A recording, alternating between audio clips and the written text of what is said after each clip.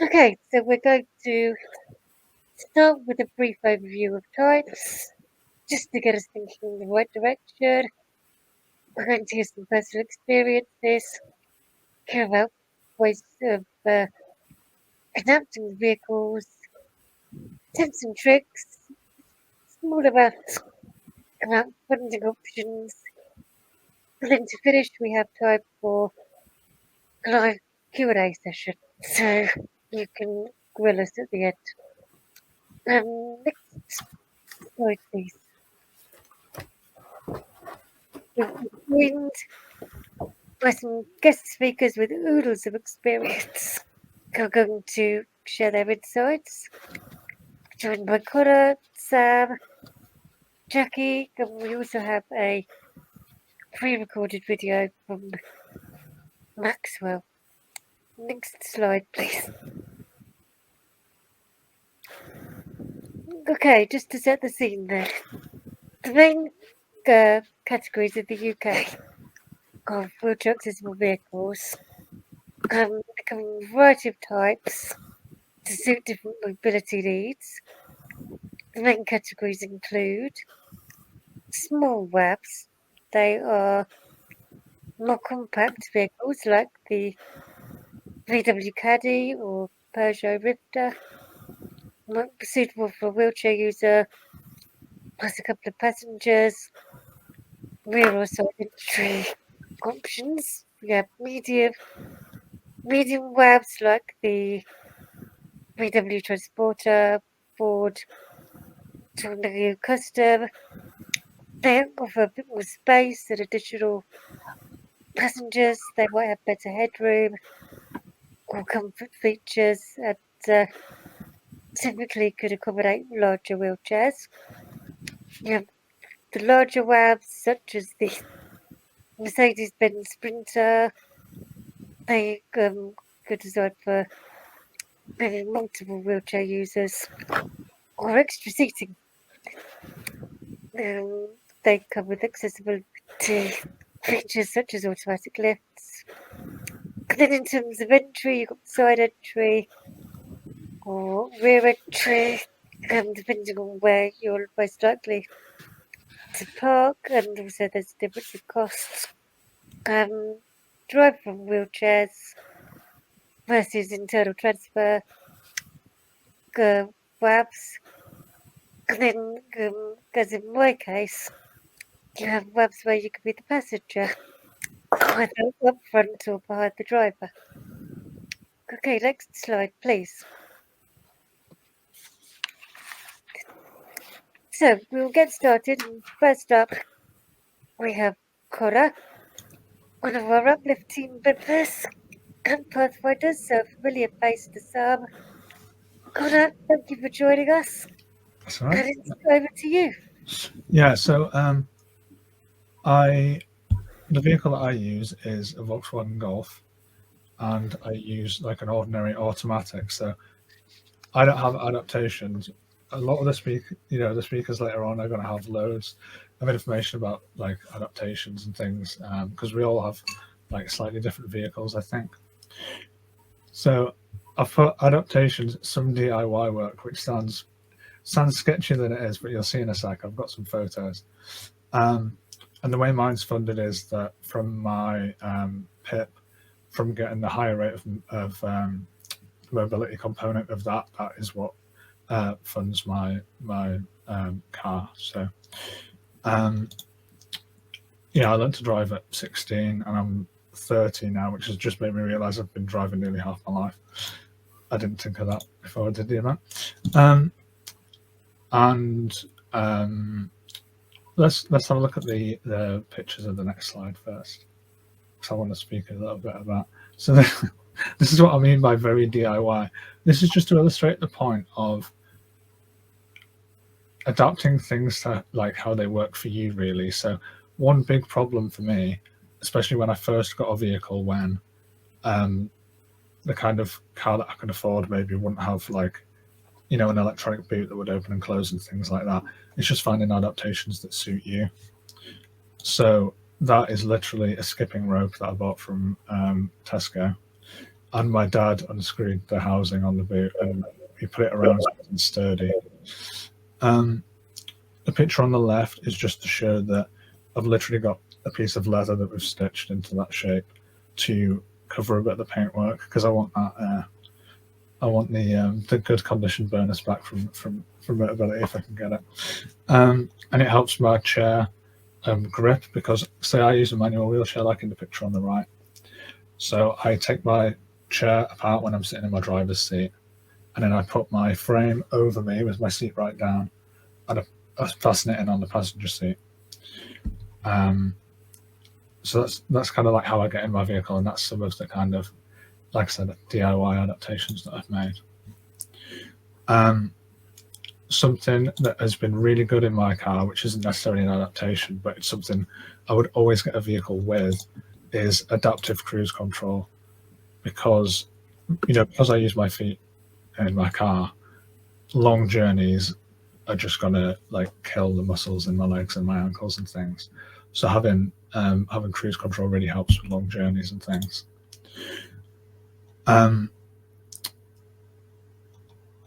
Yeah, it's a standard automatic. I will say that I don't know what other people's experiences are with VW, but I've had loads of problems with the electronics on mine. So just maybe have a little research about things before you like lock into a car. But I want to share some tips that I wish I knew before I started driving, because like I said, I don't have a WAV per se, so I wanted to focus on like tips as a disabled driver. So if we could go to the next slide, please. I just wanted to share some kind of resources / tips. So these are two big things that, I mean, I still use now, but that I've found out in my sort of years of driving. So obviously when I'm fueling, I'm going to have to take my chair all the way out to do something for 5 minutes to put it back in. You can't always do that if you're going to be having a long drive, it's going to tire you out and things. So there's an app called Fuel. Let me get the exact name of the app. So it's through Shell, but it's called the Fuel Service app. So you can use it to sort of contact ahead and make sure there'll be like enough staff there if they can help you and things. You can see it's all on the app. You can like check different petrol stations and things. Also, you'll notice when you pull up, there's always like a small sticker that has the number of the petrol station in, and it's one of those things where it can feel a bit awkward doing it the first time or whatever, but it's just so helpful to know that there's like somebody can come out and help you if you need it. Another thing is just checking parking rules everywhere, because even if you've got a blue badge, the rules can vary like so much. My go-to is just like the city council website of whatever, if I'm going to a new place, just to check what their rules are with like on-street parking. Because I think it maybe like this in a lot of places now, but like in Manchester, even if it's not a disabled bay, you have unlimited time in a regular bay. Some places it can be limited, I think, so I always double check, because I've had parking tickets and it just ruins your day, doesn't it? Like getting a parking ticket. And private car parks, always check private car parks. I know some that are even like different on a Sunday than they are for the rest of the week, so don't get caught out, because they can be quite ruthless if you get if you get a ticket in a private car park. But all the information's normally really easy to find. It'll be on big signs, and like I said, the council websites are the ones to go to. If we go to the next slide, please. So, and some other tips as well, right? So so I should have said through Motability, the breakdown is with RAC. I think that's always the case. I think that's who they're partnered with. Somebody correct me though if that's wrong. But I've had breakdowns before, and normally they will ask if you're, I can't remember the wording they use. They might say if you're like a vulnerable person, or if you have a disability and things like that. If they don't ask, make sure they know, because they can sort of prioritize the calls that they're going to. because for me, I was on like a very main road when I broke down, and the car like was fully shut off. I couldn't sort of drive it off the road, and I can only get out my driver's side as well. So they prioritized it. Somebody was there very quickly to like get my car off the road. So just make sure that they should ask. They normally ask, but just make sure they know. Your tire on Motability, your tires are with Quick Fit. They've always been really helpful with me. And again, when I've had like a full puncture and you can't drive on it, I've let them know that I'm a Motability customer and like have a disability, so it's hard for me to get places and things. So they normally bump you up a little bit as a priority. Saying again, just check parking rules. Having an electric tire pump is amazing. One that plugs into your car. I use it on my wheelchair wheels, but for the car wheels as well, if you've got a slow puncture, because a foot pump's no good for me.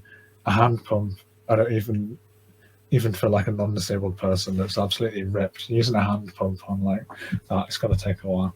So electric tire pump, lifesaver.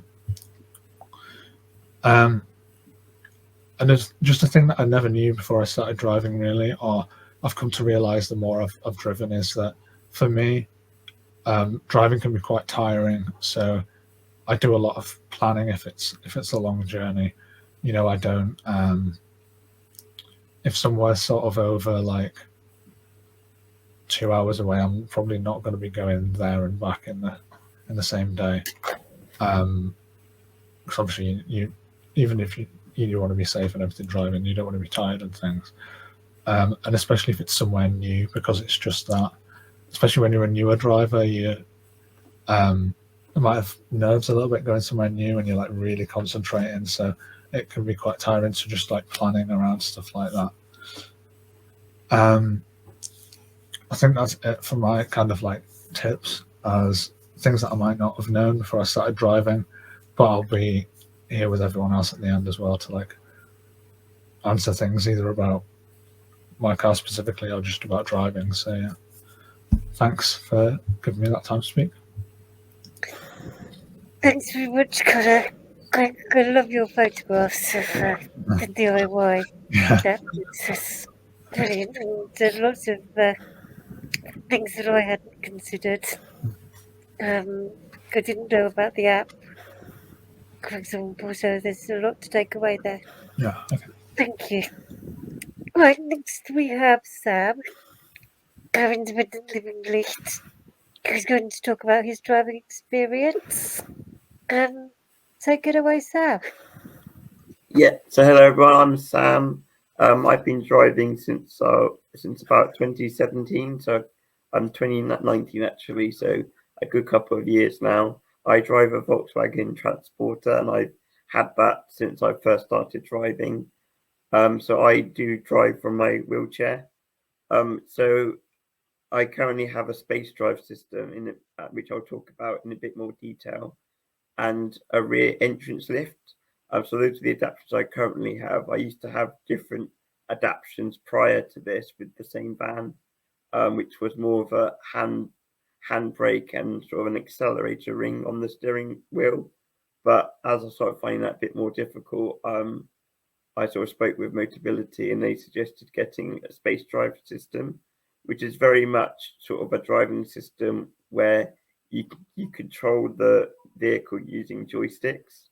So in that picture on the right, you can see I'm holding onto two joysticks, but one on the right is the accelerator, which to accelerate you push back, and to brake you push forward.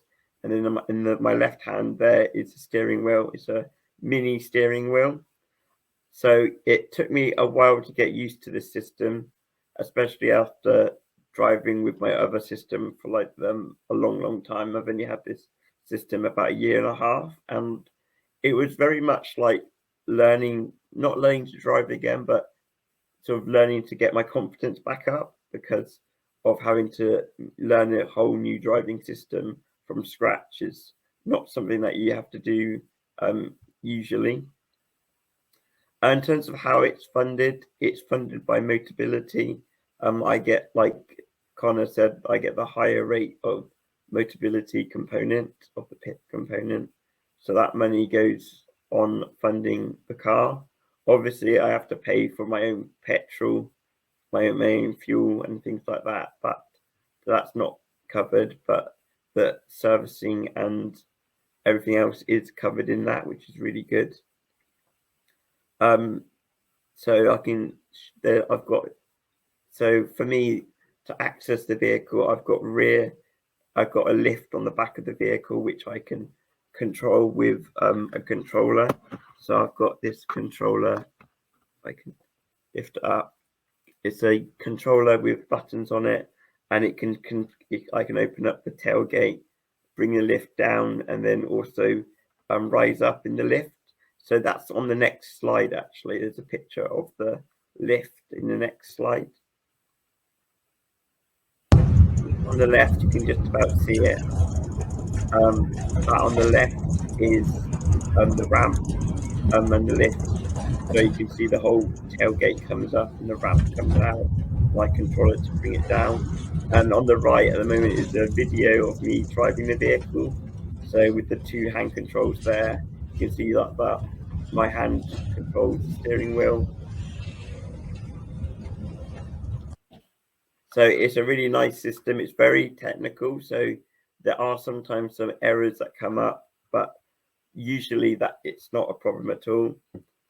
So some tips that I would have with a space drive system is, I have to admit that servicing can be a bit of a nightmare sometimes, especially with the MOT, because obviously not many mechanics know how to drive a space drive system. So it can be it can be complicated at times when you go to servicing, because everyone gets confused with like the fact that there's no chair. So a lot of people are really confused by it and like saying, how do you drive it? So yeah, at servicing, you have to make them aware that you drive from your wheelchair and that there's no seat. So hopefully they would realize that they need to put in a seat for them to drive it. One thing as well I would recommend is that you know how to switch the system over from wheelchair mode to driver mode. So with my system, you can switch it to be driven as a normal van, so anyone else can drive it as well. But it's really good. It's really good to, what's my words then? Yeah, so with servicing, I would say it's really good to know how to switch the system over from driver mode to passenger to wheelchair mode. It's really important that you know how to do that, because there might be an instance where your PA might need to drive for you, and you might need to ask them to know how to switch it over so they can drive it. So that's a really top tip I would have with a space drive system, is know how to swap it over, just in case of emergencies and for servicing. So the furthest I've driven is to Dublin. So I drove up to North Wales and got the ferry to Dublin. So that's the furthest I've been in my van. And yeah, I probably wouldn't have been able to do it without the having the van. And another tip, I would say, a final tip, is really make use of your blue badge. And what Connor was saying, we look at the different council websites, because parking usually is a lot easier than you think to find, as you don't just have to park in disabled bays, you can park in normal on street bays, and there's no time limit. Obviously on some car parks there is a time limit, so you got to just be aware of where you're parking, and sort of aware of sort of, is there a time limit to this parking? So that's sort of my advice on that. So that's what I've got. So if anyone's got any questions about the space drive system, please ask them in the Q&A or now. Lovely.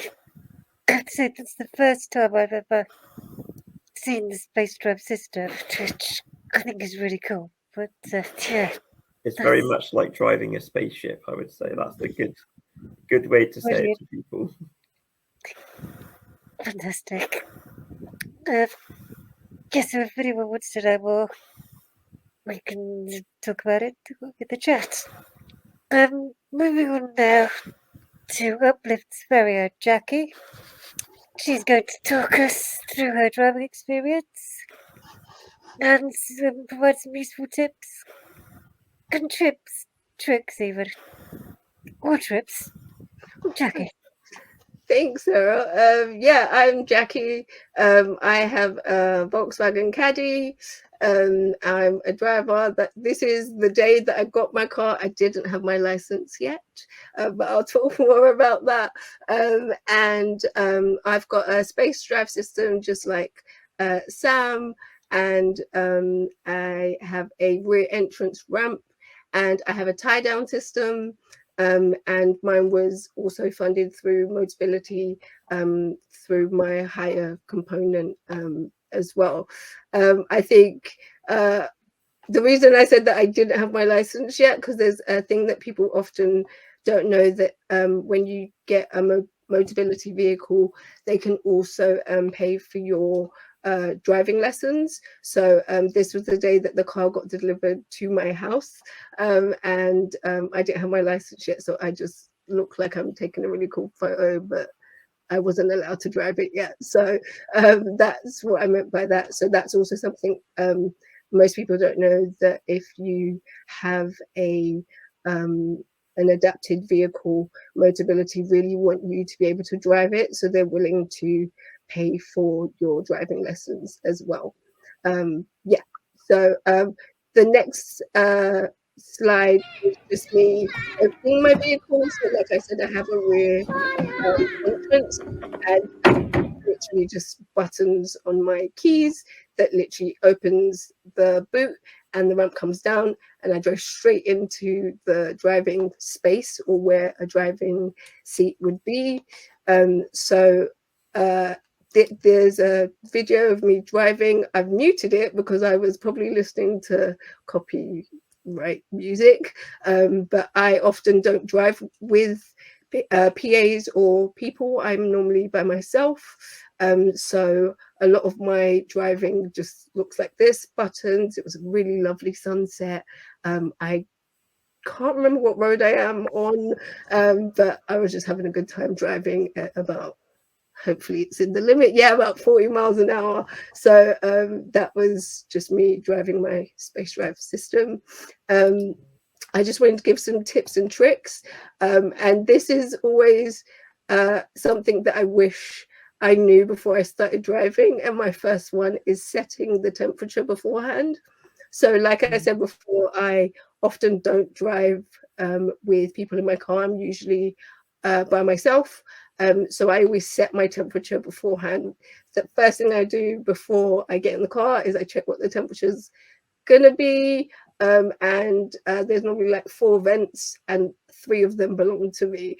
So when people do get in my car, I let them know not to change anything, because if they change it, I won't be able to change it by myself to like make it like, it just makes it harder. So I'm very aware of what I tell people when they get in my car, and I set it beforehand, so that way it's easier for me, rather than me having to pull all the way over to rechange the settings of the temperature. I kind of have a system now that works for me. I think Connor touched on getting fuel and the fuel app, and I think the apps are really amazing because it gives you all the information about that. However, when I get fuel, I'm usually by myself, so there's 2 things that happen. I either will get out of my car completely and just like go into the kiosk and say that I just need help putting some fuel in my car. 9 times out of 10, super easy, super, like, nobody has any issues with that. On some rare occasion that it's like 9 o'clock at night, I will either ask another person, and most people aren't going to say no. They're usually super helpful. And some kiosks, they have steps to get in, so they usually, I will just like honk my horn and wave my blue badge, and they usually come out and do that. So that's like super helpful. We've touched on parking and blue badges, but something for me that I wish I knew before I started driving was I have a rear entrance. So I've had many occasions where people have parked behind me. So it means I can't get back into my vehicle. But the way that I've had to like tackle that is making sure that I park in places that I definitely know that somebody can't park behind me. But in the eventuality that somebody does, on a number of occasions, I've just called the police, like not 999, like the 101 one. And it's always really funny to try and teach a police officer how to drive your space drive system with no seat, just for them to move it slightly out of the way so you can get in and do what you need to do. But they're usually really helpful. And I think driving shouldn't be scary, or parking shouldn't be scary. I think it's just always remembering to stay calm and thinking about the options that are available to you.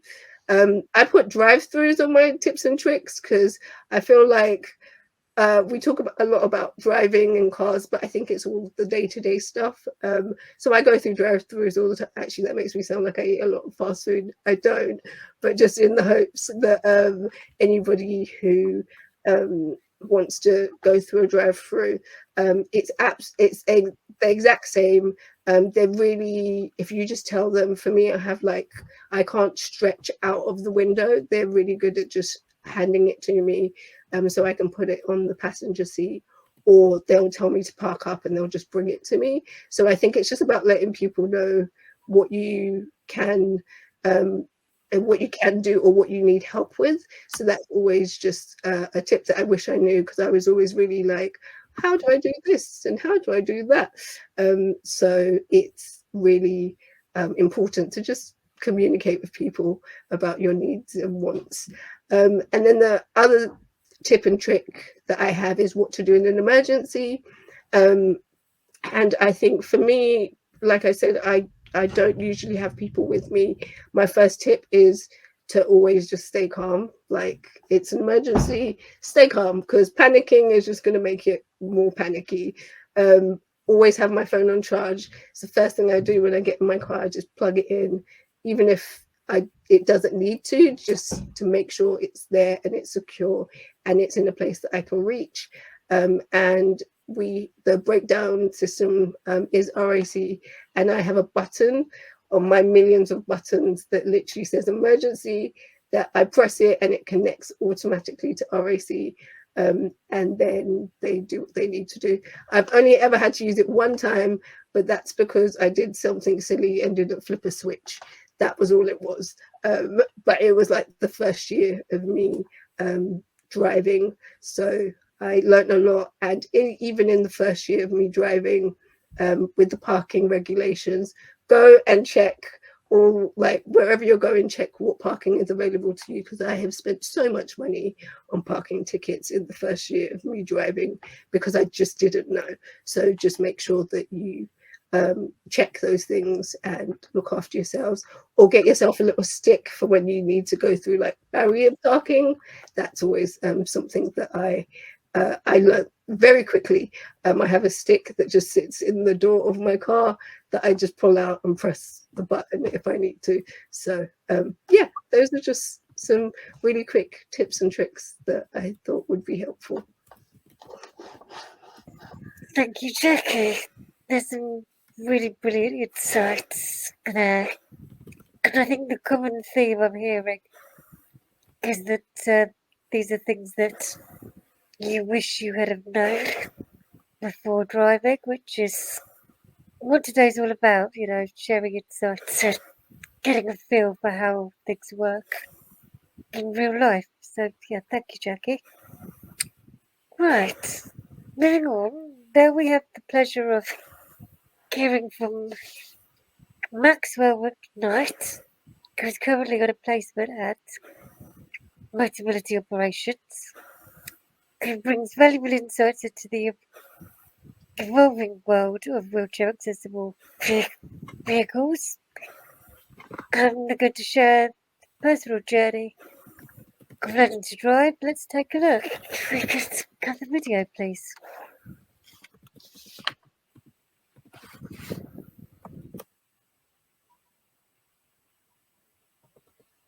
Hello, my name's Maxwell McKnight. I'm 20 years old and I am a innovation placement student at Motability Operations, and I'm also a business management student at Aga Ruskin University.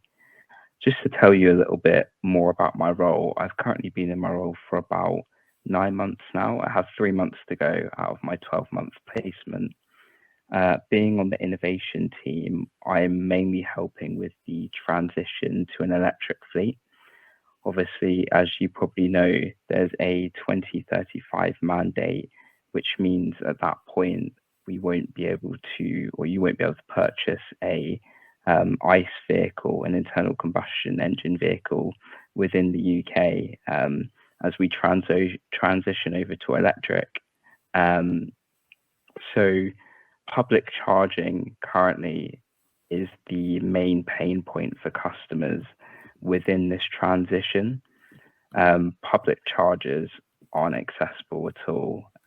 There's a regulation called PAS 1899, basically sets out accessibility at charge points, and currently no charge points meet this accessibility guideline, not one in the UK. So there's this massive issue, and obviously without changing policy, what can we do? Oh, well, we can provide accessibility information on public chargers. So my role now for the last 9 months has been helping to develop an app called Motability Go, which we are using to help the transition. On the app, you can see all the chargers around the UK. You can click on one, you can then leave an accessibility review, and you can also look at accessibility information like distance between bollards, if it's step-free, and a whole load of other information that we're currently building. But outside of that, I'm also a drive from WAV user. So this is my Peugeot Rifter, which I got about 7 months ago now. I passed my test about 2 months ago. It's been an extremely exciting time for me. So I drive with space drive controls. So I have 2 joysticks at the front. I enter the vehicle from the back of the car. The whole car kind of lowers and it has air suspension. And then I have a automatic lockdown system with my Permobil wheelchair. So, I mean, the journey from the start was actually quite long. It's probably been about 3 years in the making of getting this car. So it's been a really long time. Partly this was because of the grant.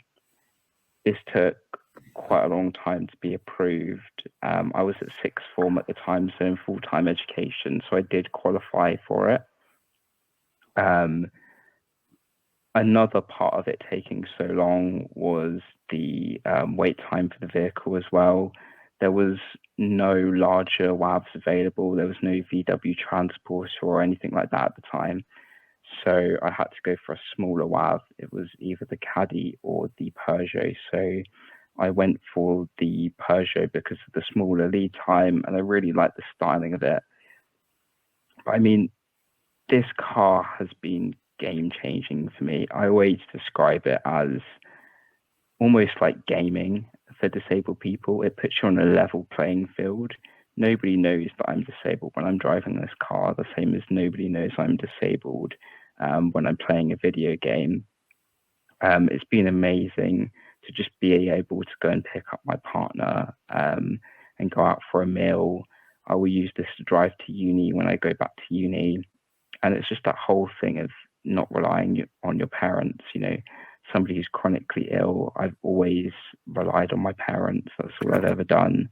There's no way of getting around without an adapted vehicle. You know, public transport isn't that accessible. So for me, this has just opened up a whole new world or dimension in my life. And the last 2 months since I've passed my test have been absolutely out of this world. I wouldn't have it any other way. And you know what, the 3-year wait was worth it. There's been a few issues with the car. Obviously, having all of these adaptations, there is a drain on the batteries. The auxiliary battery's now broken a few times, and there's been some other issues. I think there'll always be niggles with vans that are this high tech, but Motability have generally been quite good at dealing with this. But I think my main piece of advice with this, I think it's such a big topic, but my main piece of advice would be, just to start as early as you can, apply for a Motability vehicle as soon as you can, especially if you're a wheelchair user and you're driving from the front. It will take a long time to get it right. The equipment takes a while to get there. There's so many steps within the process. And sometimes you do find yourself chasing for things that maybe you shouldn't be. So it's definitely quite a long and draining process. So start as early as you can. And I would always fight for your needs. Often your needs look different on paper, as you all know. So definitely fighting for exactly what you need, the adaptations that you need, the car you need, is the way forwards. If you're being suggested something that you don't think will fit your needs, you've got a 5 to 7 year lease. You need to get it right. You need to get it perfect. Nobody's you. So always go with what you think's right, and definitely fight for that, especially if you're paying a lot of money towards these vehicles. They are really expensive. I think my car was like £80,000. So yeah, extortionate. So yeah, definitely get exactly what you need. But yeah, it's been great speaking to you guys, and yeah, thank you for having me.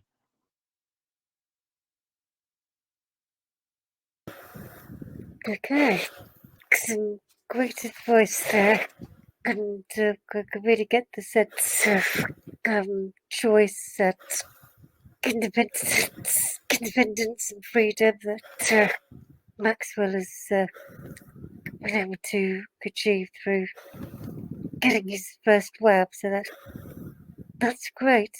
Okay, we could move to the next slide. So far we've been talking from a driver's perspective. So now I'm just going to talk a little bit about the experience of being a passenger. So in the photo you can see the rear of my car, which is a Kia Sedona. I've had it for 7 years now. I travel as an up-front passenger. It has a lowered floor with a rear loading ramp, and which you can't see from here is that I've got an easy lock system. So that means that I just have to drive in, and there's a pin on my chair which locks into the system on the floor. That means that I'm secure as we drive along. I have had vehicles through Motability in the past. I started off 25 years ago with a Vauxhall Zafira, where I would get out of my chair and into the car, and the wheelchair would be loaded behind me.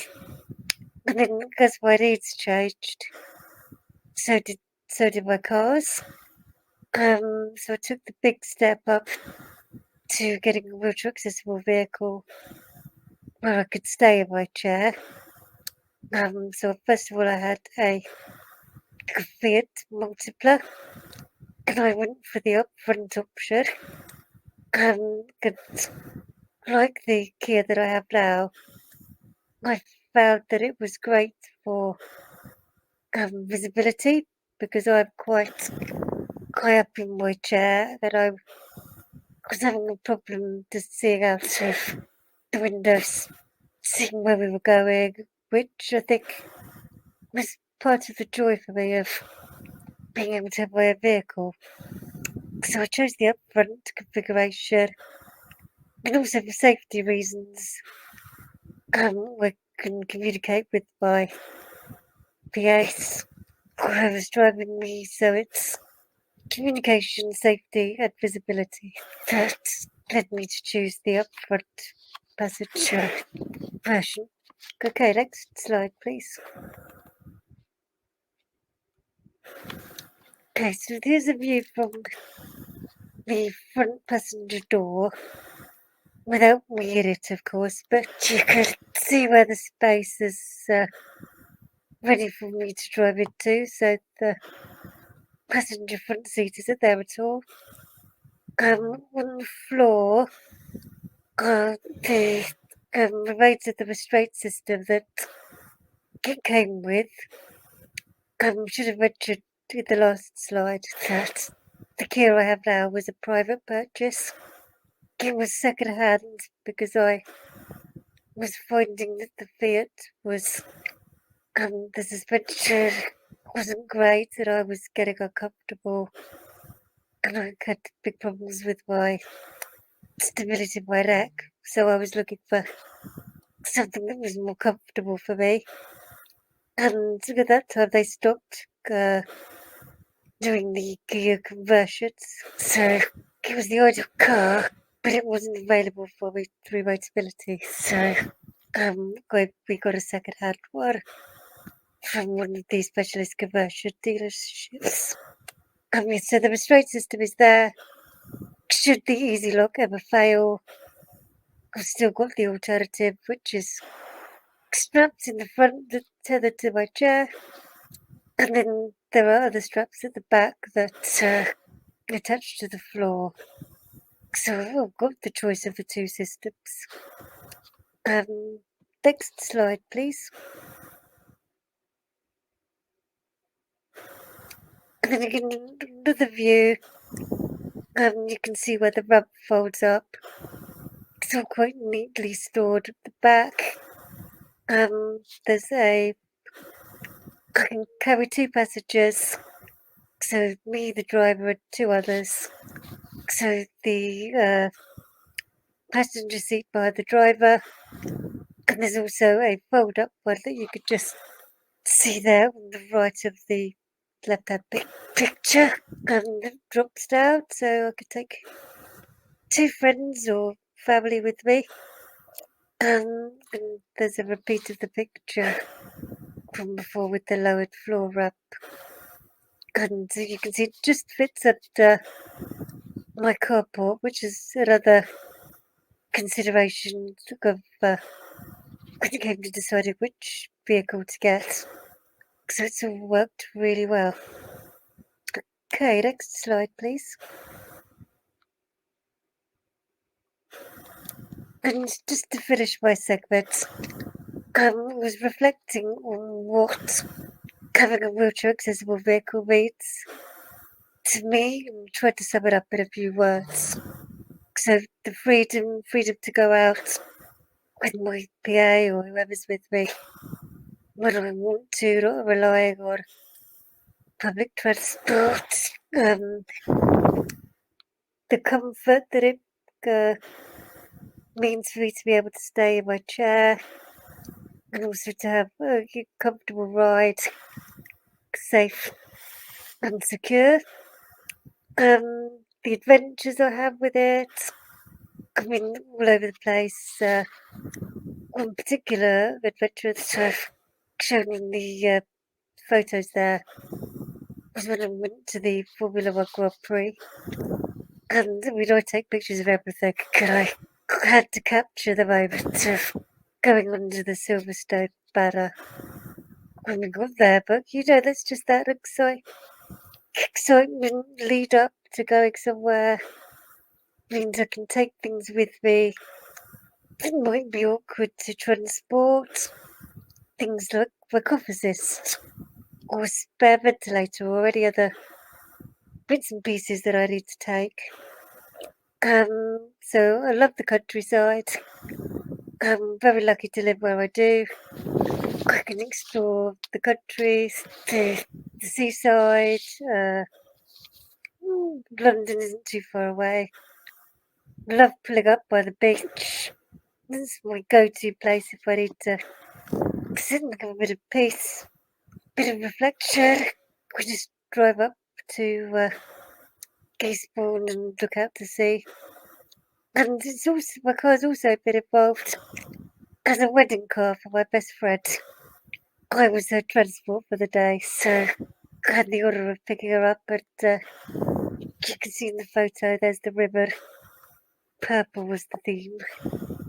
And also just, the lovely sunset, things that I could experience from just getting out there and connecting with the world, with other people, and as I said, the practical side of it as well. I think that's all I've got prepared for my experience. We can move on to the next slide. Just briefly about funding options. We've mentioned a few today.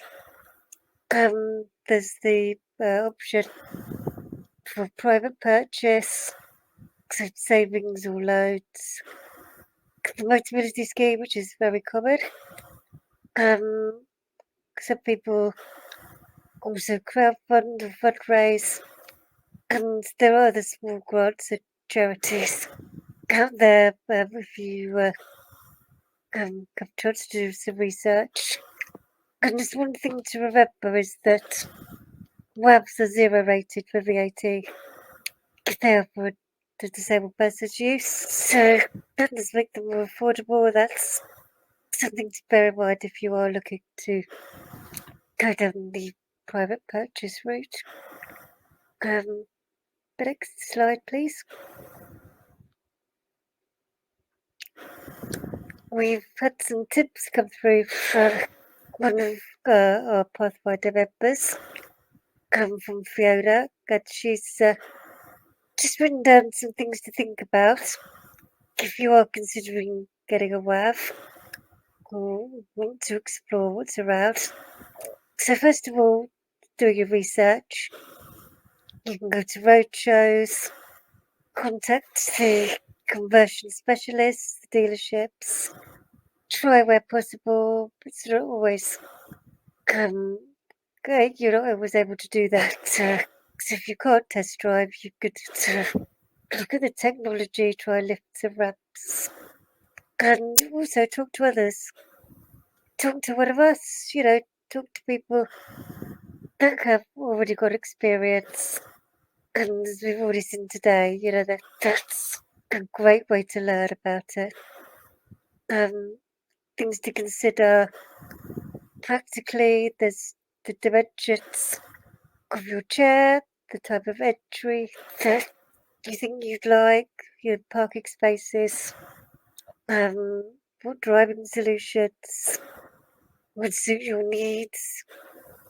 If you're a passenger, where you would prefer to be sitting, restraint systems. Do you have an alternative if the docking system was to fail at any time? Next slide, please. And then the importance of looking ahead, thinking about how you get into the vehicle, and will you always be able to do that, or on a good day or a bad day, will reach be an issue for you? Will you have a PA with you? Will they be able to do what you need them to? If you are a driver, will there be days where you want the option to be driven? And how that would be made possible? And as I mentioned before, if you're a passenger, can you safely communicate with the driver where you're situated in the vehicle? So I think what we've shown today is that there are solutions. Don't be afraid to ask the questions and just explore the possibilities. And I think that's it from me and from our guest speakers. Thank you for listening to us today. And we can start the Q&As when you're ready.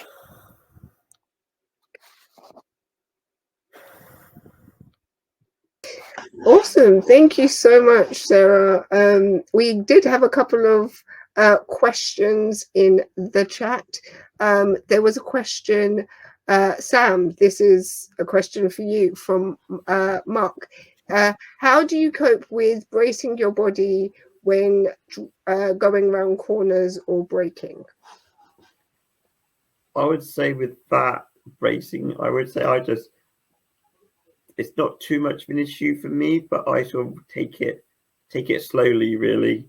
That's sort of my advice, is take it slowly and sort of just try to avoid having to like suddenly brake. So that's sort of my tips for that. I don't really struggle too much with the swaying, but I think just being mindful of it and sort of, just when you are going around a corner, just sort of think about like how much is too much in a way. So that's sort of what I would say really in terms of braking, is just try to sort of try not to brake too much if you can. Thanks, Sam. I would say I know that some people use a chest strap. So if you are using a space drive system, it should be in a place where you can like use it safely and conveniently, and make sure that your seatbelt is in the correct place for you, if that helps as well. If anybody wanted to ask any questions, feel free to put them in the chat and I'll read them out.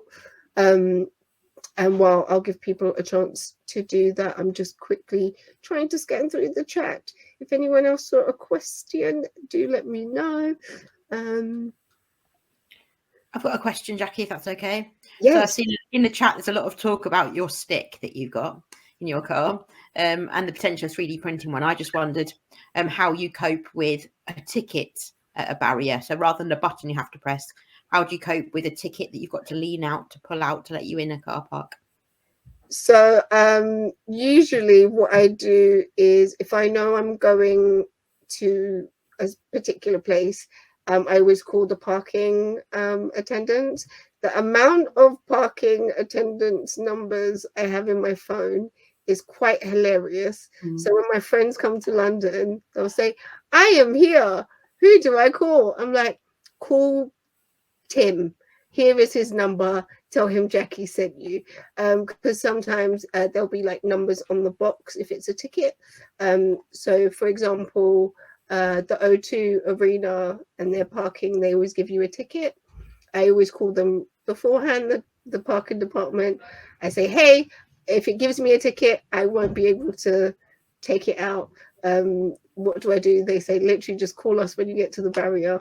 They do their little thing on their side and open it up. And then when I want to leave, I just let them know, again, the same thing. So there are ways around it. It's just about like pre-planning sometimes. I was just going to add that I find that if you get to when you're surprised when you get to a ticket barrier, which happens sometimes, you get a surprise when the ticket pops out. And they're quite tough. They hold on to them quite tightly. If you do manage to stretch out, that I think is quite remarkable how quickly the person behind you gets out of their car when you're stopping the queue going through to come and ask if they can help, and they pass you the ticket. So I think that don't worry about asking for help. I think a lot of people are very happy to help. Yeah, I think that's something to note, that there are always people that are willing to help, and it's just about asking. So yeah, just ask.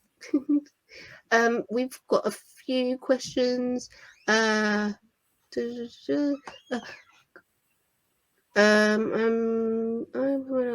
to need means. Oh, okay. I think this is to everybody, so I'm just going to ask it to everybody.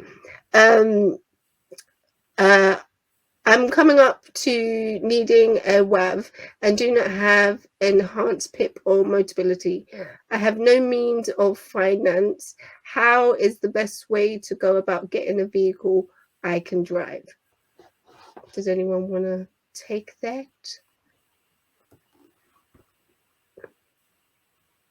Oh, good. Everyone. In the presentation, there was a couple of suggestions about different charities and grants and fundraising and things like that. So I think it'd be about going to different charities and seeing what other grants are available to you. And it might not be about getting the latest car, but it might be getting a car that matches your needs. Yeah, I think the as well, Motability Foundation as well would definitely be a good organisation to approach. I think you could have, you can go with different combinations as well. So maybe part fundraise or crowdfund and also some charities might help with the actual adaptation side or different elements. So I think, you know, it might be more difficult to find the answers, but I'm sure that there are other charities and grants you could get. I would also mention that you, as Sarah pointed out in her presentation, that you can get some really good deals buying secondhand online. So maybe it would be a case of, I know probably not what you want to hear, but it might be a case of saving up and buying something secondhand. But also I'd be mindful that if you are struggling to finance a car, I would consider how you're going to put the fuel in and also maintain it. So really think about how you were able to finance it, not just how you would purchase that car to start with. That's right, because if you're then responsible for insurance and servicing if you're not with the scheme, like Motability, that there are other extras on top of that, as well, you know, which I obviously get the PIP, the enhanced rates, straight to me now rather than to Motability. But you do have to keep that in mind that there are other costs involved. There's a question also about leasing on Motability vehicles. Is it still 3 years? I think that depends on a lot of factors, so it's hard to answer that directly. A WAV, for example, is a minimum term of 5 years rather than 3. And I do believe since COVID that there have been the option to extend, but that will be up to Motability. You need to have a conversation with them about it. And yeah, I agree. The advance payments on adapted vehicles are quite large. But you can get in touch with Motability for a grant towards those adaptations for the advance payment. Not everybody knows about that. They don't always let you know about that, but there is the option to request that you're financially assessed for a grant towards the down payment. Wonderful. Thank you. I was just about to say, is there any more questions? And it came flying up. Okay. We have a tip actually. It says check with dealerships on taking care of the servicing and aftercare. It might be in another town, as VW Transporters is considered a commercial HGV make. I'm going to pretend I know what car that make, like what car stuff. I think there's just no full stop there. So the VW Transporter is a commercial / HGV rather than just like a standard car. And then I think they're saying also make sure nobody walks under your tailgate when you're closing it in the car park. Yeah, people walk behind. It doesn't matter if you're already reversing and you've checked for 2 minutes. People will still try and walk behind your car. So just be careful, because pedestrians just, yeah. Also in a car park, be careful where you park, because if you've got a tailgate that lifts up, it makes your car higher when it comes up. So you might fit under the barrier, but if you park under a beam in a car park and then try to lift your tailgate, sometimes it can hit the beam in the car park. So just be aware that your car is taller when you open that tailgate than what it is without it. Wonderful. Any more questions? I feel like we were pretty thorough. I think Martin's just suggested it would be good if Google Maps could integrate blue badge parking so that it would show up on, you know, where the pretty much spaces on the street would work. I, I think it would be a fantastic idea. I just remembered a very, very quick tip that nearly caught me out. Because we're no longer in the EU, check where you can use your blue badge, because that's all changed now. Don't know why I didn't even think about that. I know it's been years since we left, but I think I was in Tenerife. I'd just been using it for about 4 days, and then I thought maybe I should check online, and it was like, yeah, I've just been lucky I didn't get a ticket, because I don't think you still can anymore. You have to apply for like local permits now, so keep that in mind if you travel in Europe. Thanks, Connor. Just before we finish, because I've just seen that it is 3 o'clock, Jackie. I just wanted to let people know I'm about to, well, I have done now. There's a sticky note in the chat. It says inform WAV's feedback. It's a Google form. It's feedback for our event. We'd really appreciate it if you'd spend a little bit of time just filling in that form, and it helps with our funding. We're funded by the National Lottery, but one of the requests of them is that we receive feedback for our events. So we'd really appreciate if those of you that are on this call and have accessed this webinar, if you could just spend 5 minutes, I think when it'd be 5 minutes, just feeding back about the event. The link is at the top in the sticky notes, and I'm going to put it in the chat now as well. Thanks, Kath. I was just about to do that. Look, we're just all connected. Love it. So yeah, please do fill that in. It won't take you very long. I want to say a massive thank you to Sarah Rose for being incredible and putting this all together and getting us all to talk a bit about our driving and passenger experiences with WAVs. I want to thank Connor. I want to thank Sam. I want to thank Kath. I want to thank Adam. I want to thank me. Just so thank you so much for being here and doing all of that for me. Thank you. Thanks, Jackie. Thanks, everyone.